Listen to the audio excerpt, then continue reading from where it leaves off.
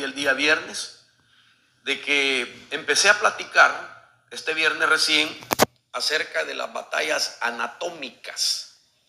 Decía el viernes que esa palabra no es muy familiar. Quizás como por lógica, nosotros más o menos pensamos en el sinónimo de ella, y es cuando se habla de anatomía, y es verdad.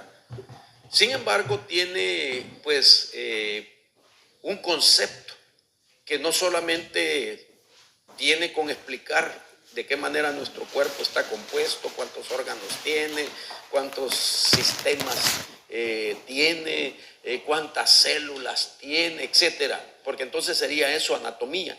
Pero cuando hablamos de algo anatómico, nos lleva a nosotros a pensar, en primer lugar, si este tema sería propio para que se hable en una iglesia cristiana.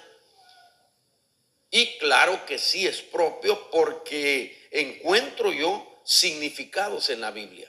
Y no solamente eso, sino que hubieron hombres de Dios que cuando hablaron de realidades a las que ellos se enfrentaban, plasmaban la idea de lo que estamos hablando, ¿verdad? De las batallas anatómicas. Entonces, para poder llegar a entender de dónde viene esto, he titulado mi tema La patología de las batallas anatómicas. Note usted que estoy utilizando en el título conceptos médicos, conceptos de nuestra humanidad, de seres humanos, y a la misma vez conceptos espirituales. Porque cuando hablamos de batalla, pues mi interés es entender los conflictos espirituales, por muy pequeños que sean y por muy profundo que sean.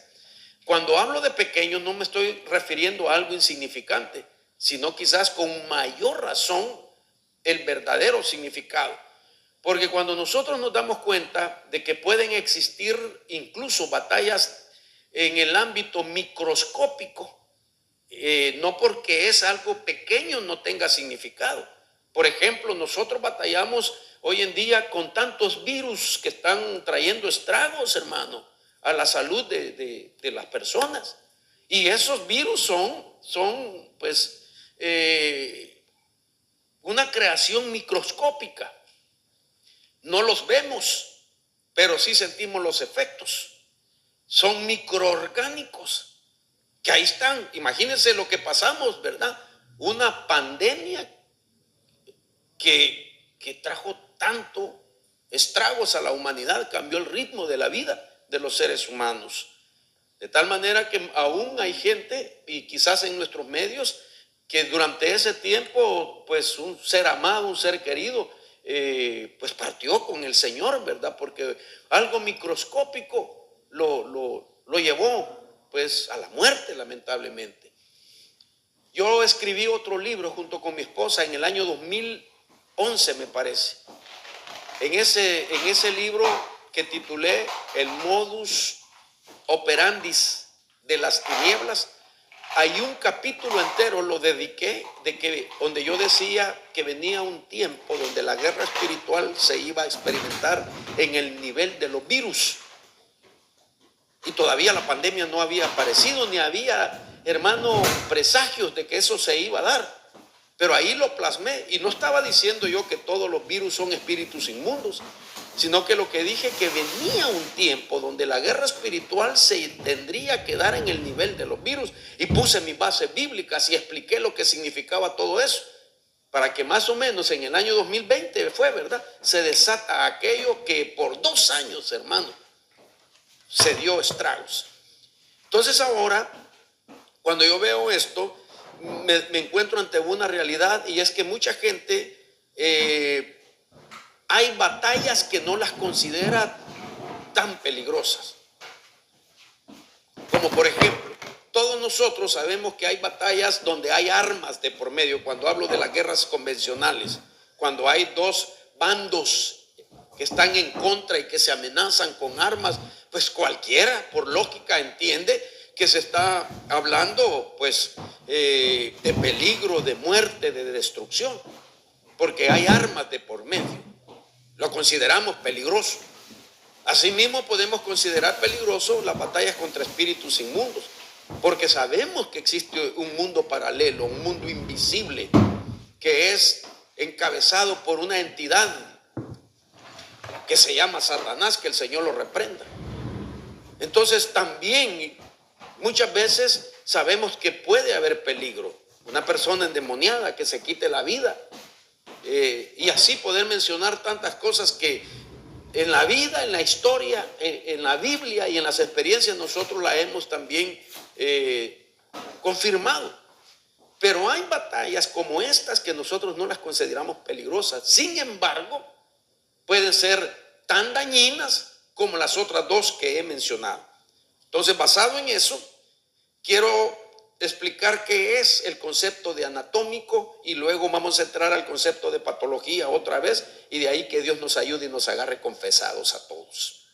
Entonces, Pablo dice, desde esta idea de lo anatómico, dice Romanos capítulo 7, verso 22, porque en el hombre interior me deleito con la ley de Dios, pero veo otra ley en mis miembros de mi cuerpo que hace guerra contra la ley de mi mente y me hace prisionero de la ley de pecado que está en mis miembros.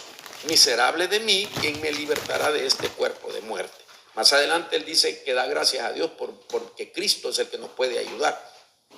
Pero entonces yo veo aquí que él está hablando de una ley en los miembros. Él está diciendo que sus miembros, está hablando de su cuerpo, está influenciado por algo que lo lleva a que sus miembros como que participen en cosas que a la misma vez hacen guerra con la manera de pensar que tiene él.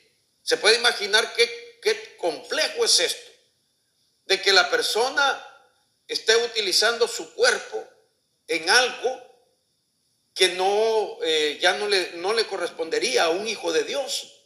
Sin embargo, hay un pensamiento también ahí de por medio que tiene otra ley, y entonces hace que tanto sus miembros como su mente entren en una batalla, y que eso como consecuencia lo hace ser prisionero del pecado.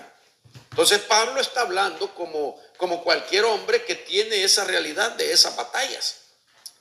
Esto es interesante. Entonces vemos miembros del cuerpo, vemos la mente involucrada y estamos viendo la ley de pecado afectado por eso. Ahora me llama la atención también que Isaías es otro de los hombres que también da una palabra y que tiene que ver mucho también con esa parte de la idea anatómica. Mire lo que dice Isaías 42. Esto lo expliqué ya el día viernes. Dice, hablad al corazón. Si usted quiere, tapemos la palabra Jerusalén y ponga su nombre ahí. Háblale a tu corazón y dile a voces que su lucha ha terminado.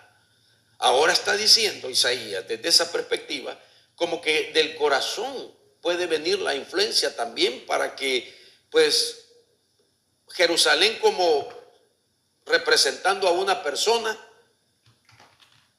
que de Jerusalén o de esa persona o de mi persona o su persona pueden venir las guerras, y que hay que ministrar el corazón, de decirle, vaya corazón, tu guerra ha terminado.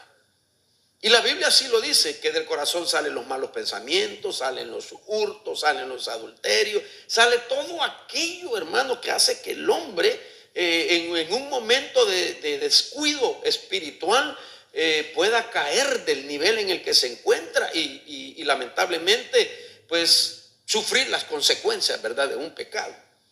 Ahora, dos textos que nos hablan de la parte del cuerpo: corazón, mente y miembros del cuerpo. También el escritor de los Hebreos nos da otro pasaje en dos versiones bien interesantes. La versión Arca Fernández dice: tanto más cuanto que aún no habéis llegado a la sangre en vuestra lucha contra el pecado. Nos habla de otra batalla, hasta la sangre donde hay códigos de pecado. La otra versión dice: todavía no habéis llegado a la sangre en vuestra pelea contra el pecado. Entonces aquí vemos también como subtítulo: batallas anatómicas en el ADN. Batallas anatómicas en la mente y en los miembros de nuestro cuerpo. Isaías, batallas anatómicas en el corazón. Entonces esto nos deja ver que es una realidad, que nosotros podríamos estar siendo influenciados no necesariamente por espíritus inmundos, sino por cosas que están en nuestro cuerpo y que han sido dañadas a través de eventos. Esto es bien interesante. Voy a pensar en otro pasaje que lleva la idea de lo anatómico. Por ejemplo, ¿por qué Dios le dice también a través del profeta Jeremías que el corazón se ha petrificado? Y dice que de todas las cosas que producen engaño, dice Jeremías, dice que el corazón de nosotros puede producirnos engaños a nosotros mismos. Y por eso dice el Señor: yo quitaré el corazón de ustedes de piedra y pondré un corazón de carne, y ahí escribiré mis leyes. Entonces está diciendo que el corazón de alguien que está petrificado no va a obedecer a las leyes de Dios, no va a hacer la voluntad de Dios, porque su corazón ya no sirve para que Dios le escriba ahí sus leyes. Entonces ese corazón tiene un problema, está endurecido, no recibe consejo, no recibe exhortación, no recibe instrucción, sus sentimientos están dañados, sus emociones están dañadas. ¿Me estoy dando a entender? Está duro el corazón. Ahora, para avanzar, quiero ponerle el significado de la palabra anatómico, para más o menos ir entendiendo la idea. Esta palabra, anatómico, está formada con raíces griegas y significa lo relativo a la estructura, forma y relaciones de diferentes partes del cuerpo de los seres vivos, en este caso del cuerpo humano. Entonces, cuando se habla de lo anatómico, se está hablando de lo que está relacionado con la estructura. Una estructura es, hermano, lo que conecta muchas cosas, y que cada conexión que forma parte de esa estructura tiene pues una función. Eso significa que si una estructura, en este caso lo más principal, es dañado, entonces así mismo, como que por la conexión que tiene, transmite ese daño a otra parte de la estructura. Para darme una idea, ponga usted muchas líneas conectadas entre sí, y en cada conexión tiene que haber un punto específico. Una línea que conecta aquí y sigue otra conexión por otro lado, y así sucesivamente. Entonces eso significa que algo que esté dañado en la estructura de nosotros sigue contagiando a otras cosas que forman parte de la estructura. También significa que es una palabra que hace referencia sobre el cuerpo humano, el mecanismo biológico. Esto es bien importante, aunque mire, aunque yo sé que está haciendo un esfuerzo por entenderme, y yo para explicarle, es importante por el punto hacia donde voy. Y que por regla o generalidad quiere decir que es el funcionamiento del cuerpo humano en detalle. El funcionamiento del cuerpo humano en detalle. Por ejemplo, si tu corazón está mal, estoy pensando en voz alta, espero que nadie, renuncio y reprendo, ¿verdad? Si el corazón de alguien está mal, sí, me doy a entender, pues va a tener conflictos en su salud. Si el corazón está mal, hermano, algo le ha pasado, su salud está en riesgo, está en peligro esa vida. Y así cada una de las partes que componen nuestro cuerpo, si no están funcionando bien, esa vida está en peligro. Pero ahora le hablo en términos espirituales. Si tu corazón está mal espiritualmente, a eso lo llevo yo. Si nuestro corazón está mal espiritualmente, todo lo que recibe lo procesa mal y también da información mala. Así como ese ritmo del corazón que tiene un sístole y diástole, no solamente recibe, sino que también envía. Recibe y envía. Se contrae y se expande. Ese es el sístole y el diástole del corazón. Se contrae y se expande. Recibe y también envía. Entonces, si nuestro corazón, espiritualmente hablando, está malo, todo lo que le pasa alrededor lo recibe, lo procesa mal, y así envía la información mal a todo el ser. Pero ahora veámoslo, como es espiritual, lo que estoy hablando, nosotros somos el cuerpo de Cristo. Y Pablo dice que hay muchos miembros en el cuerpo y todos son útiles. Aún el miembro más insignificante dice que es útil. ¿Cuántos somos cuerpo de Cristo? Amén. Entonces podría decir de que, y la Biblia lo dice, y me permite pensar lo siguiente. Dice que unos son oídos, otros son ojos, otros son boca. Vamos al interior, otros son corazón. Entonces, si hay algo que está mal, ¿de dónde vendrá la información en el cuerpo místico? Si uno de nosotros está mal, con todo respeto, hermanos amados, no solamente todo lo que oímos, todo lo que experimentamos, podemos percibirlo negativamente y asimismo enviar esa negatividad a otros y contaminar a otros hermanos. ¿Me doy a entender? Ese es el problema de una batalla anatómica. La estamos viendo desde la parte fisiológica, pero lo estoy viendo desde la parte espiritual. Y entonces aquí viene también la realidad de que cada quien tiene que tomar su responsabilidad y no dejarse afectar. ¿Me entiendes? Si cada quien tiene su punto de vista, juzga de tal manera y está resentido o tiene algún problema en su alma, bueno, tiene que buscar ayuda. Pero no trate de descargarse con otro, haciendo lo que el otro caiga en el mismo pensamiento o mal que está sufriendo. El problema aquí es que mucha gente no considera esas batallas anatómicas. Y entonces no sabe que todos nosotros como cuerpo estamos llamados, hermano, a buscar pues la restauración, a buscar nuestra sanidad interior, a motivar a otros que busque ayuda, que busque el ser sanado, que renuncie a esos pensamientos que lo están afectando, lo están enfermando espiritualmente. Entonces, esto es más o menos el concepto. Ahora quiero pasar a la otra pregunta, al otro concepto de la palabra patología. Entonces, la palabra patología viene de dos palabras, patos y logos, palabra griega. Hoy en día, como dije, en el presente, la palabra patos significa enfermedad y logos significa estudio o tratado. De tal manera que un médico en este tiempo, cuando se habla de patología, él sabe que es la ciencia que se dedica al estudio del origen de una enfermedad. Eso es lo que se enseña. Entonces trata con enfermedades microscópicas, enfermedades desarrolladas por un organismo. Esta es la parte del concepto de la medicina. Dedicarse al estudio del origen de una enfermedad. ¿De dónde viene esa enfermedad? ¿Por qué se originó? ¿Qué la causó? Incluso enfermedades que no tienen nombre.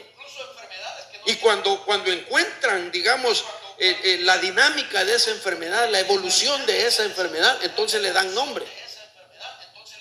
Y en la Biblia nosotros vemos que hay términos médicos que se utilizan relacionadamente con lo espiritual. Dice la Biblia que hubo una mujer, Jesús llamó, bueno, la escritura deja ver de que en los evangelios había una mujer que había estado enferma, dice, si no me equivoco, durante 18 años, porque sufría, dice, de una enfermedad que tenía, dice la Biblia, un espíritu de enfermedad. Note eso, un espíritu de enfermedad. Dice en español, el griego diría un pneuma de astenia. Y entonces la Biblia en griego utiliza el término incluso de una medicina. ¿Cómo se llama? Antihistamina. ¿Alguien? Esa palabra antihistamina viene de la palabra astenia y lo asocia con un espíritu de enfermedad. Entonces un término médico, astenia, astémico, lo asocia con un espíritu. Entonces, esta realidad a mí me lleva a pensar de que en primer lugar, mire esto, La palabra patología, aunque hoy en día significa eso, originalmente no era así. Por ejemplo, ¿quién la inventó la palabra patología? Bueno, la inventó un griego considerado el padre de la medicina, que vivió en los años 460 a 370 antes de Cristo. En su momento considerado un eminente hombre de la medicina, fue Hipócrates el nombre de él, y él es el que originalmente descubre la palabra, da el concepto de la palabra en la mentalidad griega. Pero mire originalmente lo que significaba patología. Patología en primer lugar no tenía nada que ver con las enfermedades, sino que tenía que ver con el estudio de las emociones, sentimientos y pasiones. Interesante, hermano.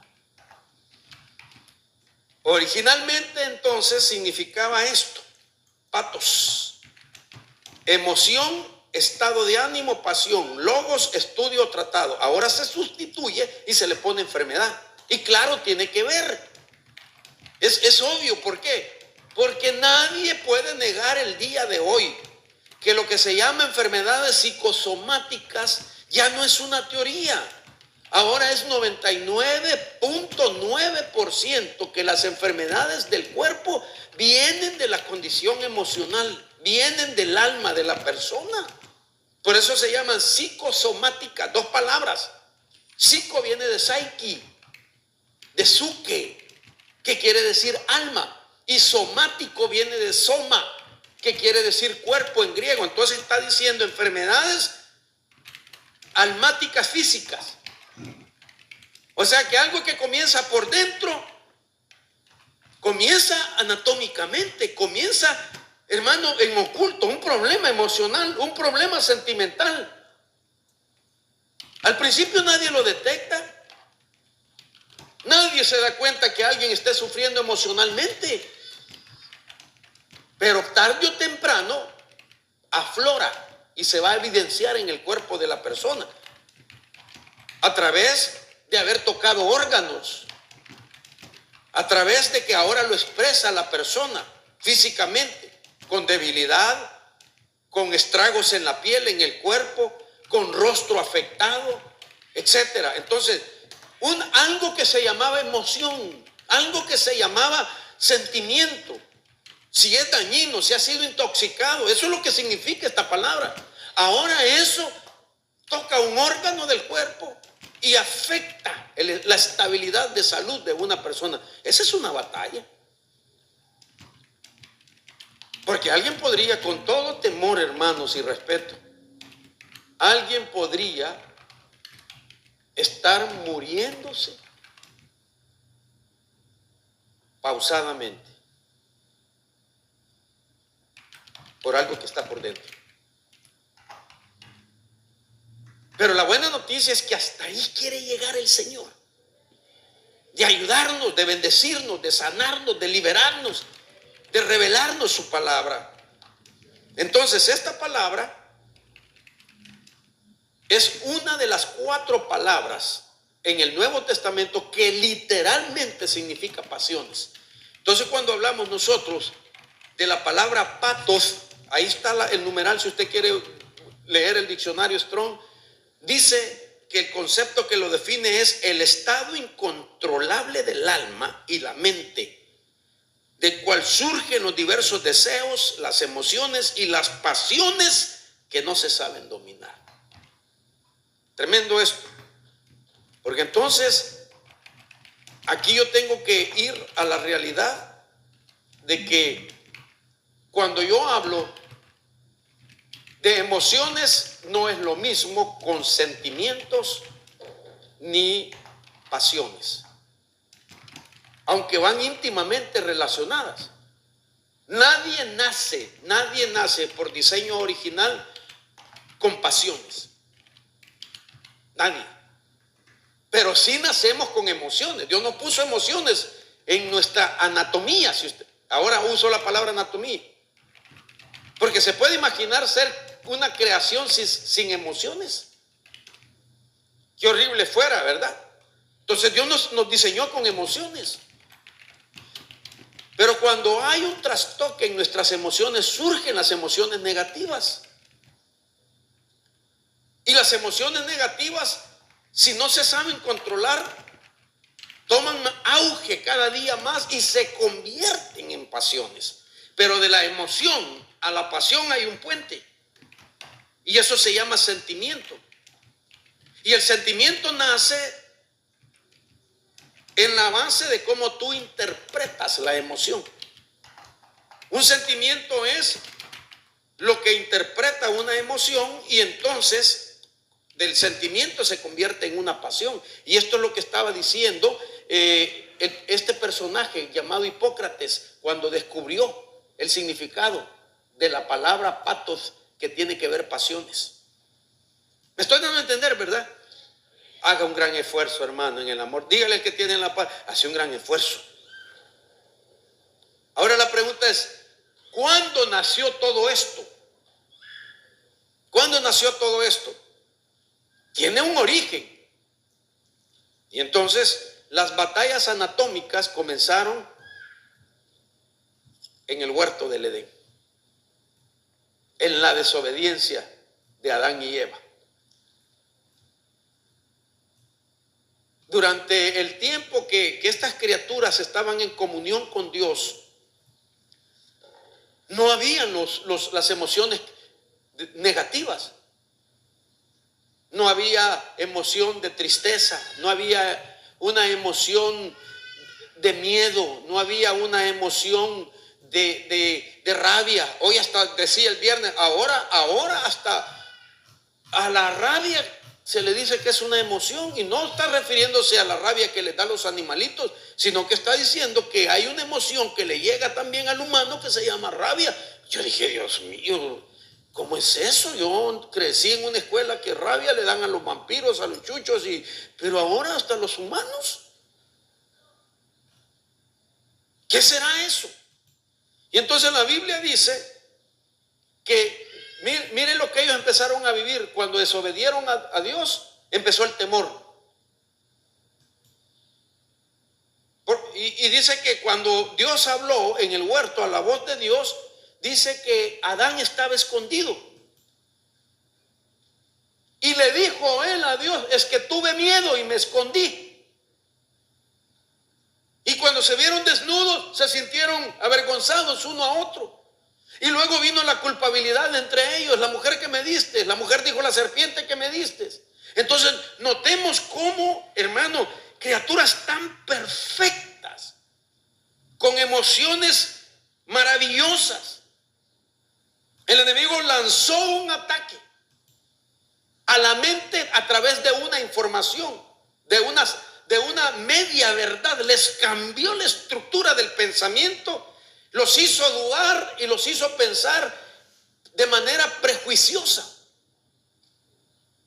al creer de que Dios les había mentido primero diciendo que los había hecho a su imagen y su semejanza, y que Dios no quería que comieran del árbol del bien, del conocimiento del bien y el mal, porque el día que ellos comieran, sus ojos se iban a abrir y entonces iban a conocer el bien y el mal. Y entró en la duda en ellos, entró el prejuicio en ellos.